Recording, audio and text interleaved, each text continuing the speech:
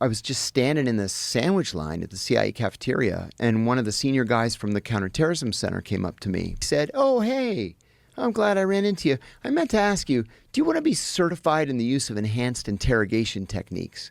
And I had never heard that term before. What's that mean? And he goes, "We're going to start getting rough with these guys." Like that. And I said, "What's that mean?" And I said, "I don't know, man. That sounds like a torture program."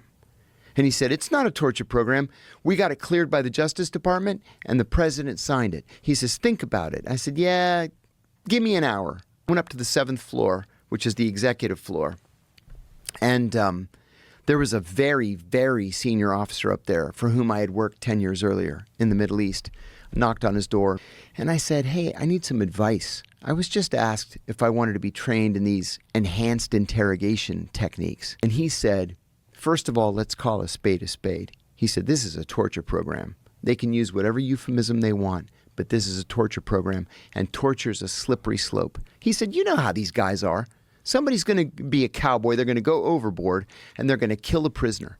And when that happens, there's going to be a congressional investigation. Then there's going to be a Justice Department investigation, and somebody's going to go to prison. Do you want to go to prison?" I said, "No, I don't want to go to prison." I went back downstairs. I said, "Listen, I have a moral and ethical problem with this. I think it's illegal, and I don't want any part of it." The funny thing is, I had just captured Abu Zubaydah.